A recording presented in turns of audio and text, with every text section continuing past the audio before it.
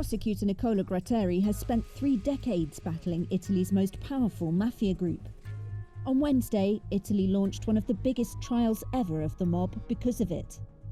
More than 320 suspected members of the 'Ndrangheta mafia clan and their associates face charges including extortion, drug trafficking and theft. The 'Ndrangheta, based in Calabria, is one of the largest organised crime groups in the world. Gratteri said people are starting to speak out. Decades ago, talking of La Cosa Nostra or just pronouncing the word 'Ndrangheta was scary. They were words that were whispered in corridors or in homes by the fire. Today, we talk about it openly. In the last 2 years, we've had a surge in lawsuits from oppressed entrepreneurs and citizens, victims of usury, people who for years have lived under the threats of the 'Ndrangheta.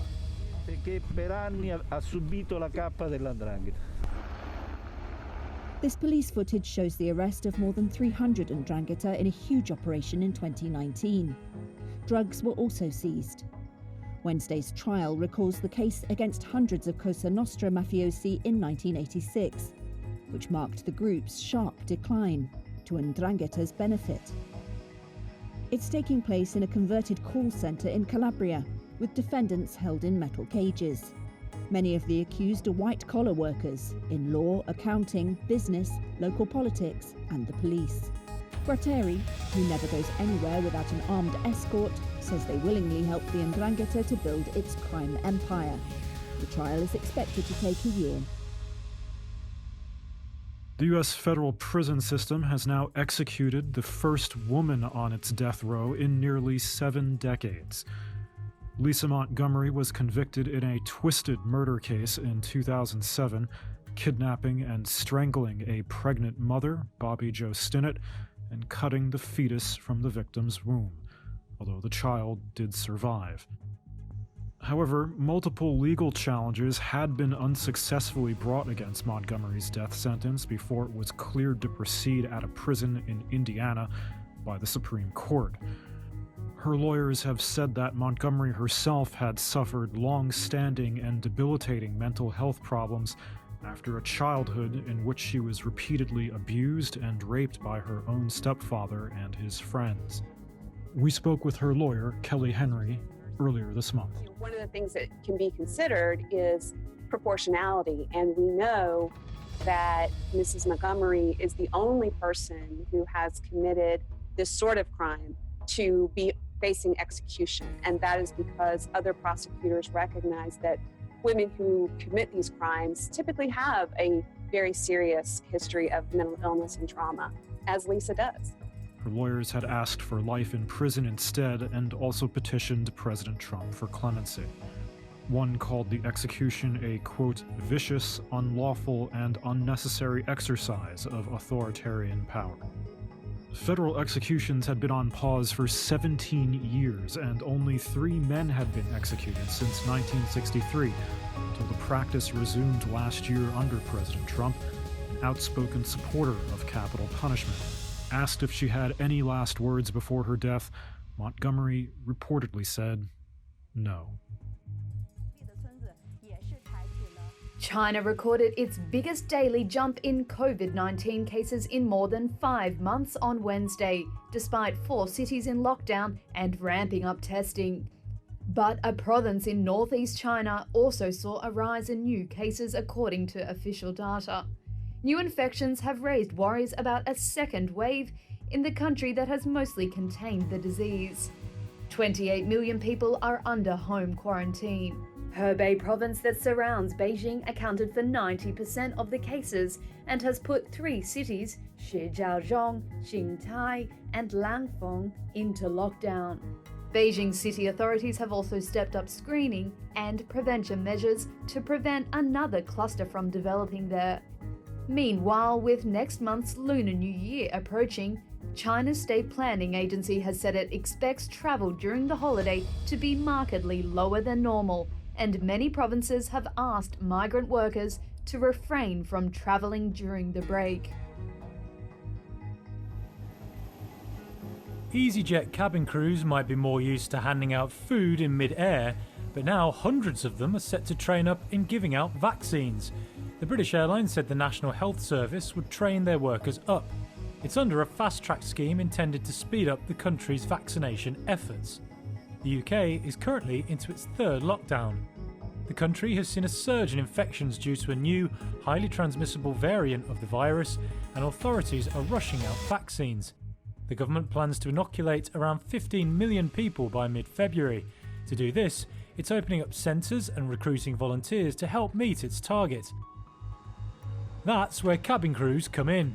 Many of Easyjet's 3,000 crew members are not working due to low travel numbers, and they are first aid trained and security cleared.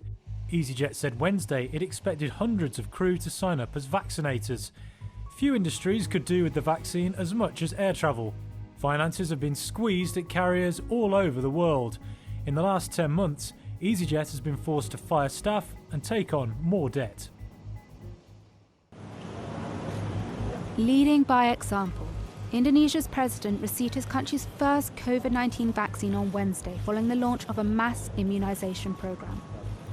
Officials hope to give more than 180 million people the jab after authorities on Monday approved China's vaccine made by Sinovac Biotech for emergency use. They've also ordered vaccine doses from AstraZeneca and Pfizer and BioNTech.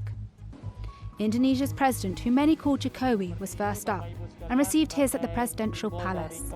COVID-19 vaccination is very important to break the chain of transmission, providing health protection and keeping us safe. It provides a peace of mind for the people of Indonesia and will help to accelerate economic recovery. Instead of vaccinating the elderly and frontline workers first, like other countries are doing, Indonesia will start with younger, working people. This is partly because officials do not have enough data on older people from the CoronaVac clinical trials. Indonesia has said its trials showed China's vaccine had an efficacy rate of 65%, but Brazilian researchers said on Tuesday it was only 50% effective. The government is also keen to kickstart the economy after it suffered its first recession in more than 2 decades due to the pandemic. But experts have warned not to see the vaccine as a silver bullet, as more research needs to be done on whether vaccinated people can transmit the virus. Indonesia has one of the worst outbreaks in Asia, recording a daily record of more than 300 deaths on Tuesday, and averaging around 9,000 new infections a day. There have been calls for the country to strengthen its test and trace regime alongside rolling out the vaccine.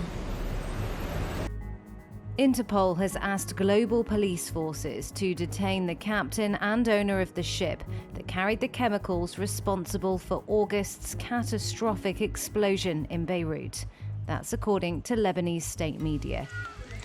It's been 5 months since one of the biggest non-nuclear blasts on record. 200 people were killed and thousands injured. Interpol has issued what are called red notices for the individuals.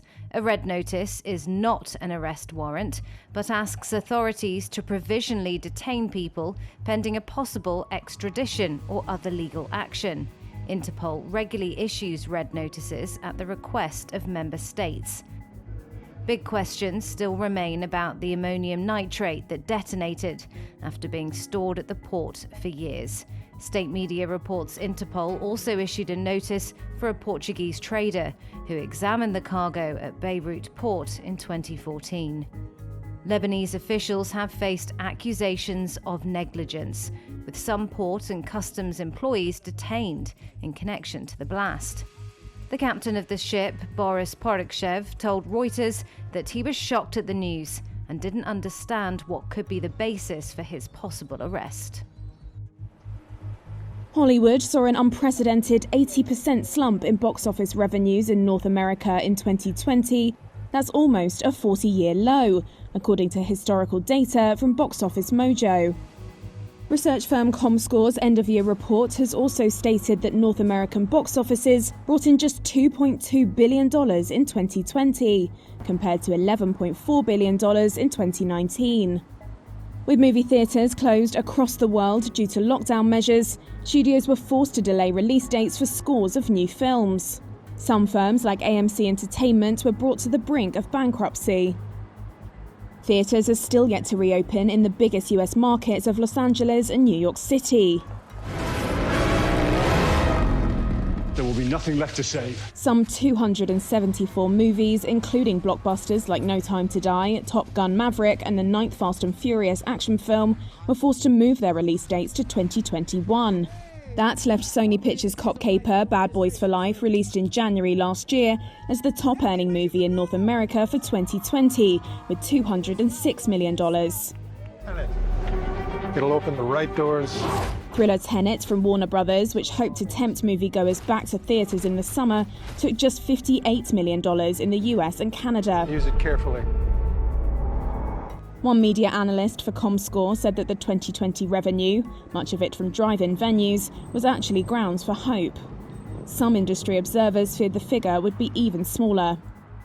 Comscore did not release worldwide data for 2020, but entertainment newspaper Variety reported that global returns slumped some 71%.